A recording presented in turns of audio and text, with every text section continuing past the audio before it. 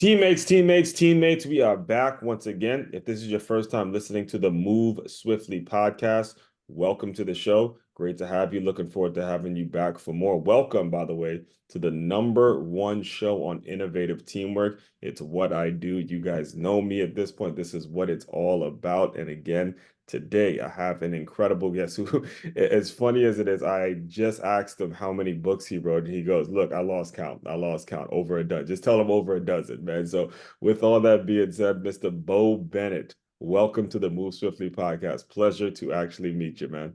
Virtually meet you, I'll say. Thank you. Thank you. It's great to be here. Thanks for having me on.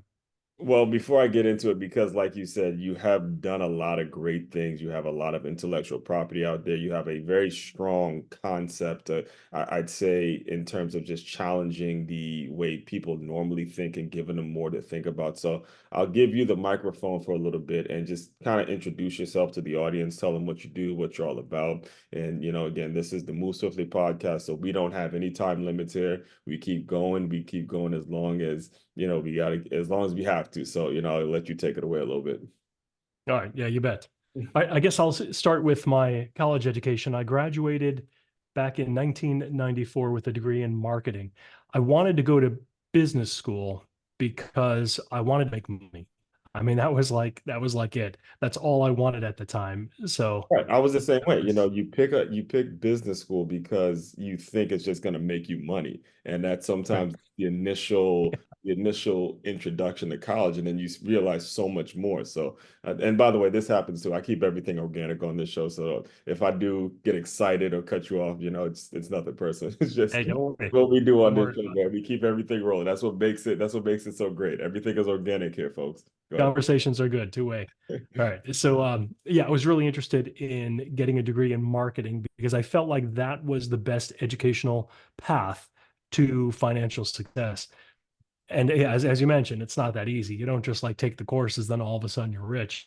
However, I would argue definitely that compared to other courses like you know, women's studies or whatever, you're better off if that is your goal, financial success, to pursue something in business, especially in marketing, if you have that entrepreneurial spirit. So that's what I did. That's what I had. Although, and I'll throw this in there now, Mhm, my interest has always been in psychology. I always had like a strong interest in that, but I didn't want to pursue it academically again for the financial reasons. mhm, So after I graduated school, I I did some like small businesses, and then eventually I started a business in the internet back in 1994, like before people even knew about the internet, starting a web hosted company.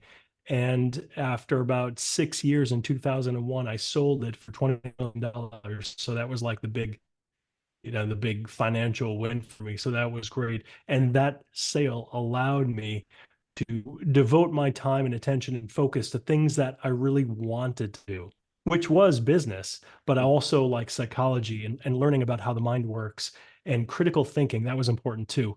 I was always fascinated by like different religions and people's beliefs and why they held different beliefs. mhm. So I kind of went down that road, and that brought me to back to school basically to get my master's in psychology, ultimately my PhD in social psychology. And all during that time, I did a bunch of businesses, wrote a bunch of different books, and here I am today talking to you. Well, you kind of take me back to when I took my first business course, and I actually wrote an article about this recently. But the professor said to us the first day, he goes, "Look, everything is business.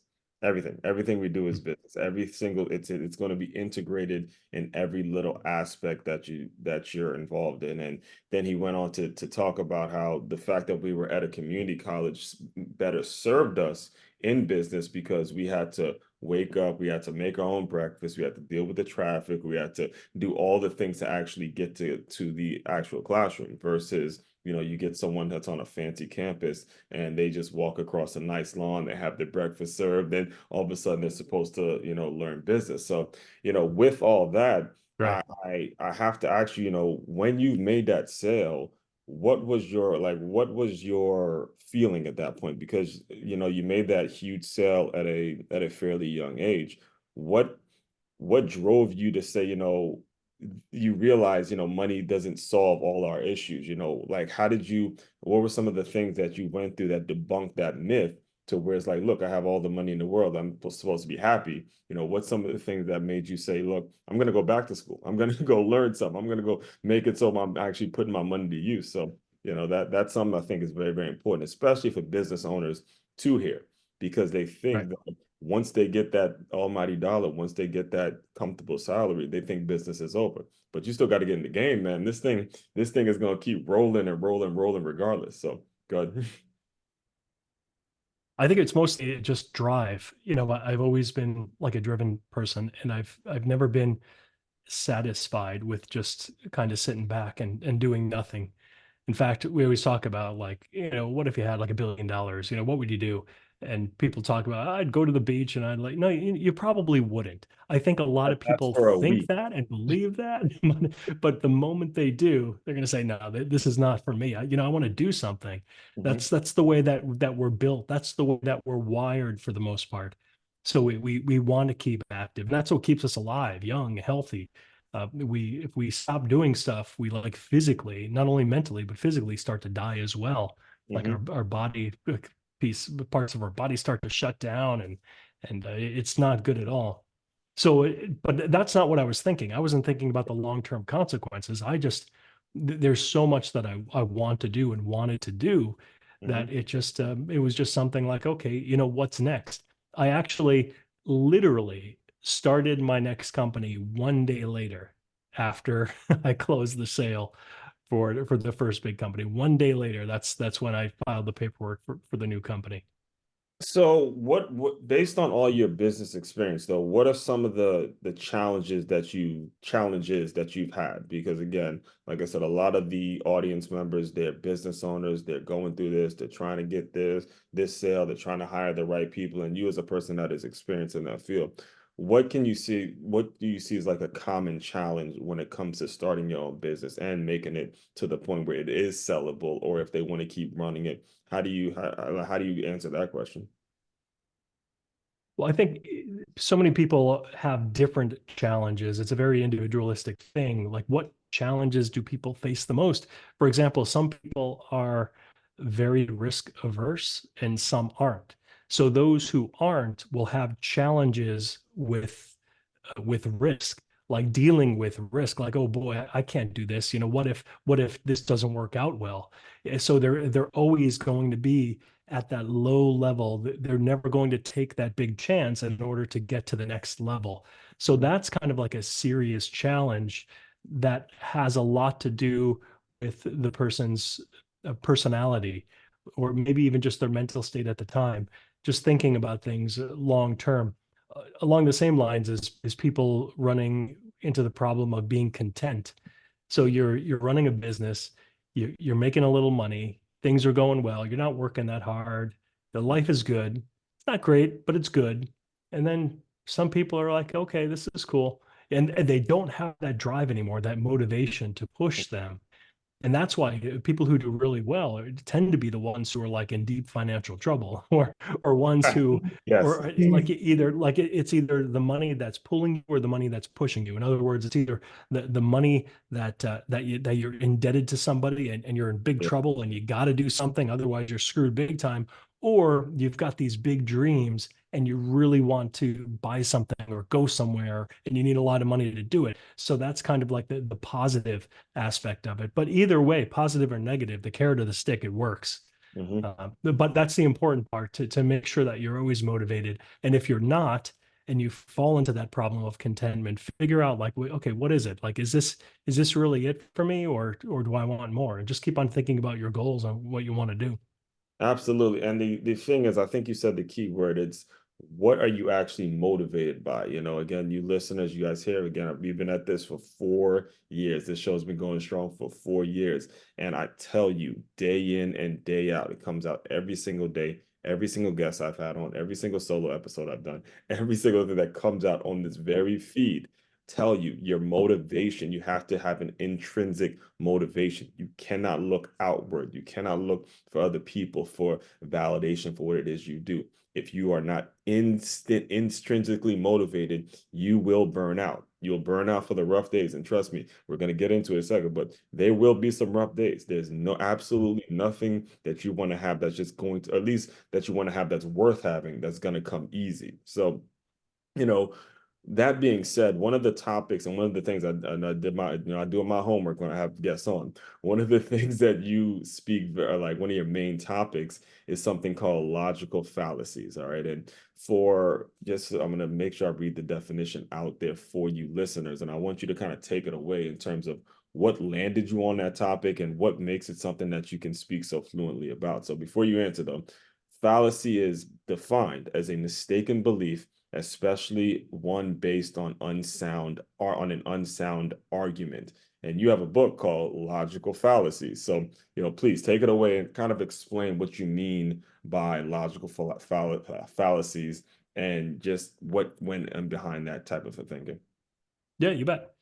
So I got interested in logical fallacies when I started spending a ridiculous amount of time on debate boards. This was back before the PhD, when I was really kind of like in a downtime, like wondering like what's next, what am I doing?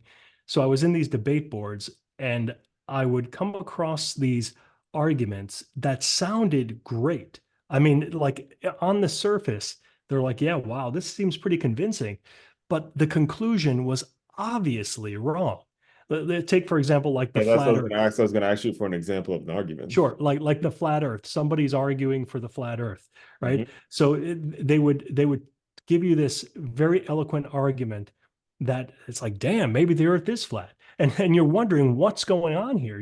This can't be a good argument, and the Earth can't be spherical at the same time. There has to be a disconnect somewhere, and there is, and that's what I figured out. Like it's these things called logical fallacies, these errors in reasoning, these problems in the argument structure and the reasoning behind the argument that sounds good. And if you're not really engaged in critical thinking, on the surface, it looks good and you could fall for it. And so many people do.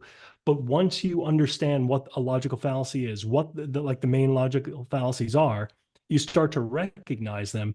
And no longer are you hoodwinked by these what appear to be good arguments that definitely aren't. So you'll be able to see an argument and say, okay, yeah, this sounds good, except you got a major problem here, and here's the problem. And then you could point it out. So that's what really brought me into logical fallacies. And at the same time, kind of like the sister to logical fallacies are cognitive biases. These are mental distortions they're not bugs in the human mind, they're features. Because of them, we're allowed to think more efficiently and swiftly, and so it works well. Say that word again. The move what? Move. Yeah, Swiftly. I love it. I I love threw that in there just for you. it. So it I love works it. That was well. unintentional plug, folks. Right. Mm-mm. Uh, Go So ahead. Yeah, yeah, so you got it cut off. works well, but We could always edit it out. yeah, there's a little video issue there. But in terms of problematic thinking, it is a big issue. Hmm. And if you think about like our evolutionary past, we're basically wired in order to survive and reproduce. And that's pretty much it. That's all nature cares about.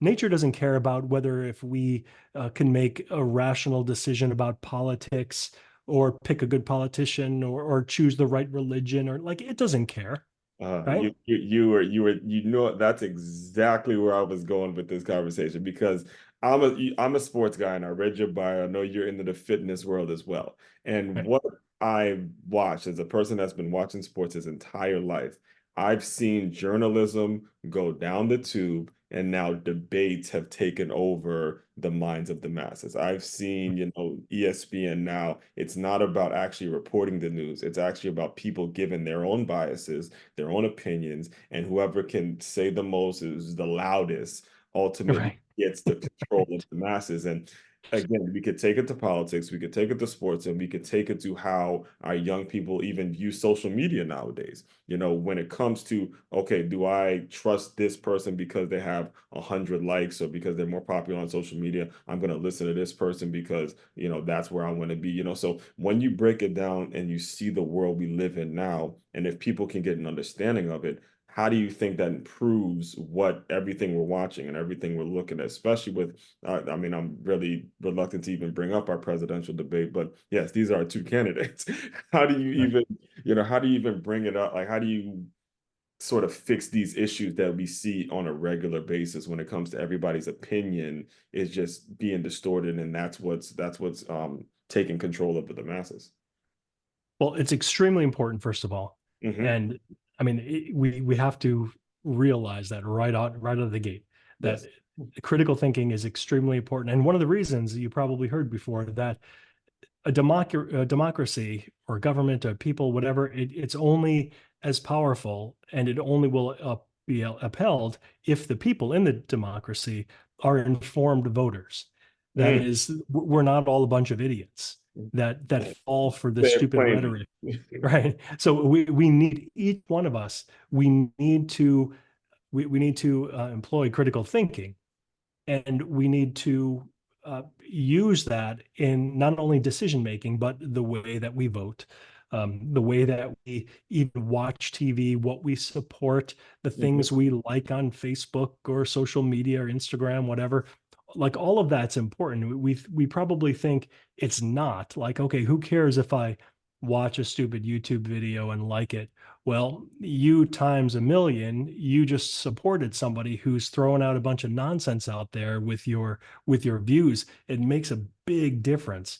And like at ESPN you mentioned, Mhm. I always find it funny. I go into like a restaurant or something, ESPN's on. They've got like the 12 people like the Brady Bunch like all on the TV, all arguing, talking at the same time. Like, what the heck is going on here? Exactly. But the reason that that exists, and it exists a lot more now, is because people like it. People like, ooh, do you hear what he said? Burn, he got him, burn. And we don't care about facts. We don't care about information, what's actually true. We just want somebody to burn somebody else, and we want our person to do it. Same goes with politics. And it's unfortunate because that's not critical thinking, and that's not how we arrive at the truth. So hopefully, it's like I guess I could sum it up this way: the entertainment value has taken over the truth value.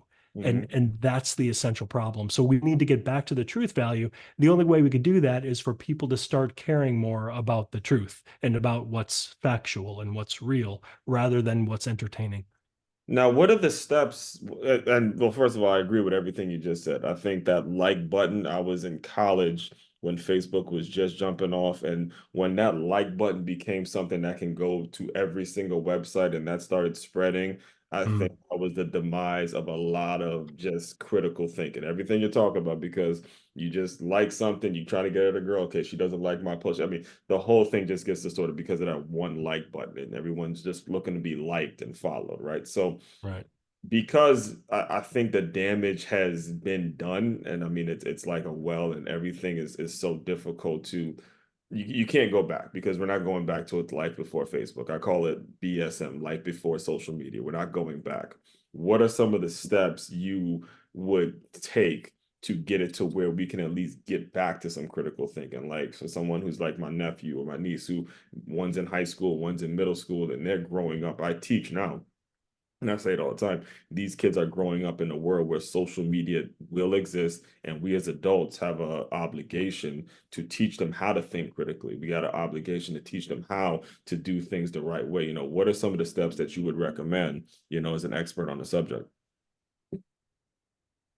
Well, first, I would mention that social media isn't inherently evil.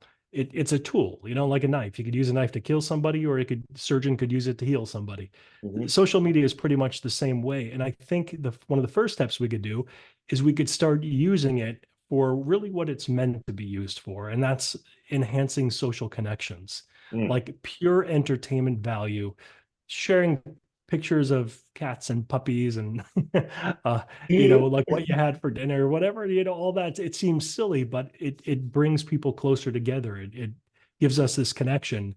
keeping up with friends from high school. Man, I would never ever like keep up with all these friends if it weren't for social media. But I can. It's easy, and Right. that's a great use for it.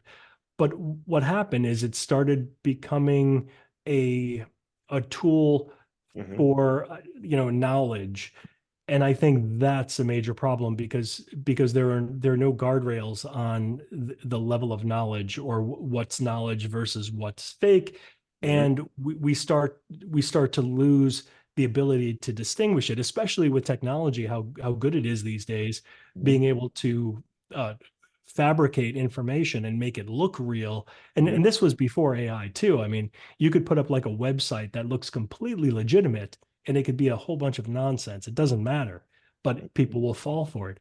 So I think one of the first A lot of things to do. catfishing, a lot of catfishing going on out Oh there. yeah, yeah, yeah. There was a show that my wife and I watched about catfishing. It was like a series, and that was really interesting, scary, but it was interesting to Yeah. watch. Uh, so yeah, the first thing to do is start using social media again for what it was meant to be used for, and stop getting information from social media. Hmm. There's so many, like, go back to legitimate sources, Yeah. and that's a big question. What is a legitimate source? But that's probably like a whole conversation for another time.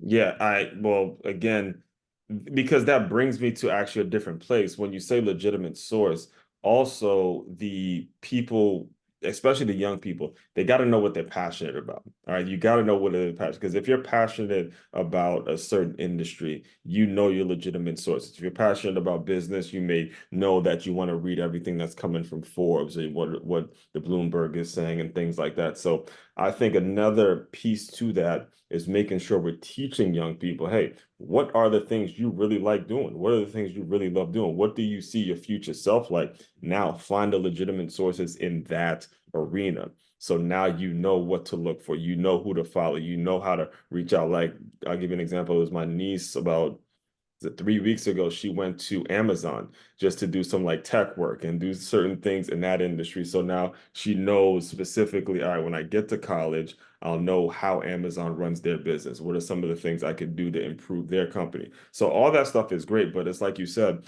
it is so easy to get distracted. So very easy to get distracted when you start to bring in like social and personal likes and all that kind of stuff. So Yeah. it's important that, again, thought leaders like us make sure we keep young people on track when we see them kind of going off the guardrails. Because I myself, again, if it's not for other thought leaders like yourself, sometimes I could find myself going off the deep end with certain. I look at bikini pics all day. If I don't have, I got to make sure I look at podcast episodes, do my research, make sure certain things are done the right way. So, with that, Bo, I want to be very respectful of your time. Can you just please fulfill the listeners on how they can get in touch with you? What's next? Well, first of all, what's next in your next venture, and then how they can get in touch with you if they're interested in following up with you. Sure. Well, to get in touch with me, actually, I'll skip that. I'll go to my what's next. I've been Yeah. working a lot on with artificial intelligence, with AI. I've been in the publishing industry, book publishing industry for like the last 12, 13 years.